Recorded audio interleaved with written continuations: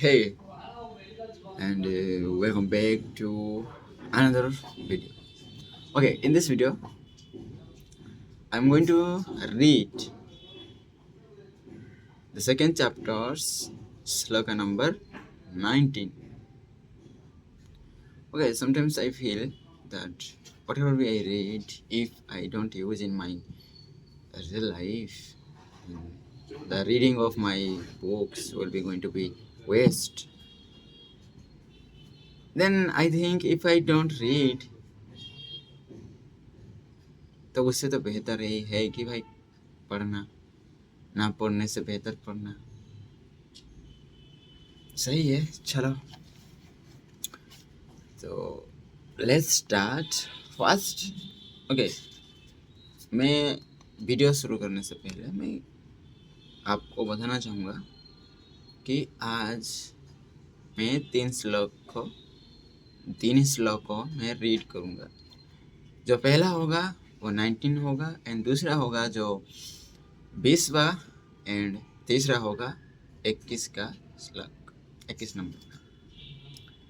And जो 19 number का श्लोक है वहाँ पर लिखा गया है कि शरीरमिदं विश्वं न किंचिदिति निश्चितं शुद्ध चिन्नमात्र आत्मा च तत् कस्मिन् कल्पना अधुना। सामान्य अर्थ की बात करें तो ये संसार जो आपने आकार के साथ दिखाई पड़ता है, ये संसार जो आपने आकार से के साथ दिखाई पड़ता है, वास्तव में यह है ही नहीं। यह परम सत्य है। यह केवल कल्पित विश्व है जो कल्पना के कारण दृष्टिगोचर होता है। ओके, अस्तित्वहीन को देखना स्वप्न समान है। केवल आत्मा ही शुद्ध चैतन्य है और अन्य कुछ नहीं। विशेष विवेचना की बात करा जाए तो राजा जनक अब विशुद्ध चेतना हो गए हैं। अब उन्हें स्वयं में आत्मा से पृथक कुछ नहीं दिखाई देता। वे आत्मा हो गए हैं। विश्व अब उनकी दृष्टि में होते हुए भी नहीं रहा। राजा जनक कहते हैं कि जो विश्व अपने आकार के साथ दिखाई दे रहा है वो वास्तविक नहीं, उसे तो हम कल्पना के आधार पर सत्य मान बैठे हैं। आत्मा दृष्टि में यह विश्व अस्तित्वहीन है और जिसकी सत्ता ही नहीं, उसे देखना स्वप्न समान है। आत्मा के अतिरिक्त कुछ भी चैतन्य नहीं, कुछ भी सत्य नहीं। बोध होते ही शरीर व विश्व निरर्थक व मिथ्या हो गया है और जो शेष बचा है वह विशुद्ध चेतना स्वरूप है। राजा जनक की आत्मा दृष्टि में यह विस्तार निसंदेह सुखद है। आत्मा ज्ञान की ऐसी अनुभूति की दृष्टि गोचर भी अदृश्य हो तो ये परम मुक्ति के लक्षण हैं। ओके, ये रहा हमारे 19 नंबर श्लोक के। ओके, इसकी समरी से बात करें तो कंसाइज करके तो इसमें बताया गया है कि हमें जो संसार दिखाई देती है वो एक्चुअली में एग्जिस्ट ही नहीं करता। जो एग्जिस्ट नहीं करता उसे हम सपना कहते हैं। ओके, तो यहाँ पर आत्मा ही चैतन्य है और इसके अलावा कुछ भी नहीं। मतलब आत्मा ही सत्य है, इसके अलावा कुछ भी नहीं। एंड श्लोका नंबर 22 की बात करें तो शरीरम स्वर्ग न कोई बंद मक्षम बह्यम तथा कल्पना मात्र मई वही तत् किम में कार्य चिदात्मानम। ओके, और फिर से मैं और एक बार मैं पढ़ना चाहूँगा श्लोका को। शरीरम स्वर्ग नरकै बंद मक्षय भयम तथा कल्पना मात्र में वही तत् किम में कार्य चितात्मानो।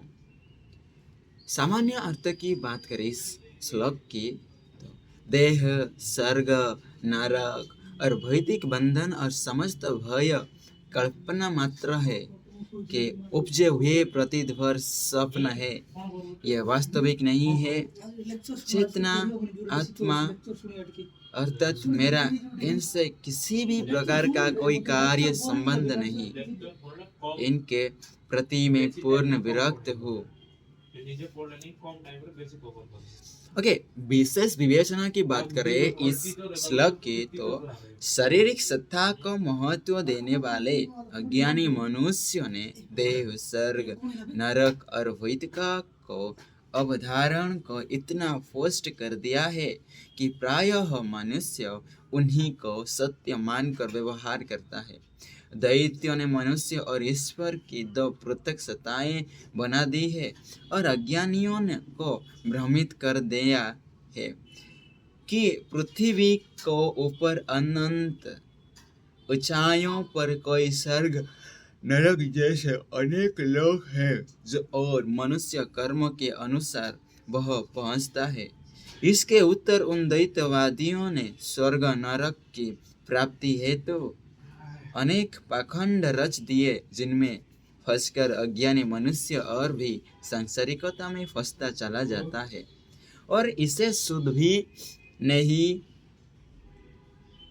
आती कि वो आत्मा की अवहेलना कर रहा है। वह संसार और उसके भौतिक पदार्थों का सत्य मानकर काल्पनिक विश्व के चक्र में फंसा रहता है। उसने मुक्त होने का मार्ग ही काल्पनिक चुना है। राजा जनक को अनुभूति हो गई है कि यह शरीर, विश्व, सुख दुख, स्वर्ग नरक सब मात्र कल्पनाएं हैं। एकमात्र चेतना ही परम सत्य है। ये था श्लोक नंबर 20 के बारे में। और मैं कंसेप्ट के बारे में बात करूं तो इसमें श्लोक नंबर 20 में बात किया गया है कि और जितने भी आप कल्पना करते हैं, जैसे कि हो गया आपका स्वर्ग, आपका देह, आज आप नरक कहते हैं, और जो भौतिक बंधन होते हैं वो समस्त कल्पना मात्र है। उसे हम इमेजिनरी कर सकते हैं। जैसे कि स्वर्ग, हम तो उसे देखा ही नहीं अभी तक। हाँ, हग लग कहते हैं कि, और जो भी कहता है भाई मरने के बाद आपको स्वर्ग या नरक प्राप्त होता है, कोई एक्सपीरियंस करके बता सकते हैं क्या? नहीं ना। तो वो इमेजिनरी है भाई, तो वो सपना की प्रतीत होता है। वास्तविक में ना ये वास्तविक नहीं होता। और चेतना आत्मा अर्थात मेरा इनसे भी कोई प्रकार कोई कार्य संबंध नहीं है, प्रतिमूर्ति विरक्ति हूँ। ओके, और लोग इसमें ही फंस के रह जाते हैं, सपने में ही, रियलिटी में नहीं आते। एंड और भय भी एक कल्पना है भाई। आप जिससे भी डरते हो वो कल्पना ही मात्र है। जो चीज़ हुआ ही नहीं उसके बारे में आपको सोच कर आपको भय लगता है। भय एक कल्पना मात्र, ये एग्जिस्ट नहीं करता। जो एग्जिस्ट करता है वो है प्रेजेंट आप। तो इसमें बात क्या है कि आपको इसमें नहीं पड़ना है। ये सब कल्पना मात्र है, एक सपने के समान होते हैं। और इस बीच कई एग्जिस्ट करता है, कोई है रियलिटी में, वो है आपका आत्मा। आपका एकमात्र चेतना ही परम सत्य है। Okay, lastly, the sloka number 21 I want to read, that is, Aho jana samuhe api nadaitam pasyata mamaha aranyamivam samvrutam ratim karuna करवाण्यम अहम। और फिर से एक बार मैं पढ़ना चाहूँगा। अह जन समूहे अपि न दैत्यं पश्यत मम अरण्यमेव संवृत्तं रतिं करुणावाह्यरम्। सामान्य अर्थ की बात करें तो आश्चर्य, विश्व में भिन्न भिन्न जड़ जीवों के अनगिनत झुंड है, परंतु मुझे इनमें भी दूसरा कोई नहीं दिखाई देता। सब में मैं ही हूँ। मेरे लिए यह जीव समूह जंगल की भांति हो गया है। अतः अब मैं इनसे किसी भी प्रकार के प्रीति बंधन से मुक्त हूँ। आत्मादर्शी जनक के द्वारा, विशेष विवेचना की मैं बात कर रहा हूँ अभी, आत्मादर्शी जनक के द्वारा अद्वैत का अत्यंत सुंदर वर्णन हुआ है। अद्वैत का अर्थ बिल्कुल ही स्पष्ट कर दिया है। विश्व में नाना प्रकार के जड़ जीवों के समूह है, परंतु आत्मा दृष्टा को उन समूहों में द्वैत के दर्शन नहीं हो रहे हैं। इन्हें सभी में आत्मा दिखाई दे रहा है। साधारण दृष्टि से देखने पर वृक्ष और जानवर में जो अंतर है वो आत्मा दृष्टि में नहीं, उसके लिए वे दोनों ही उसके स्वरूप हो गए हैं। इसे इनमें भी अपना ही स्वरूप दिखाई दे रहा है। जड़ और चेतन आत्मा में एकाकार हो गए हैं।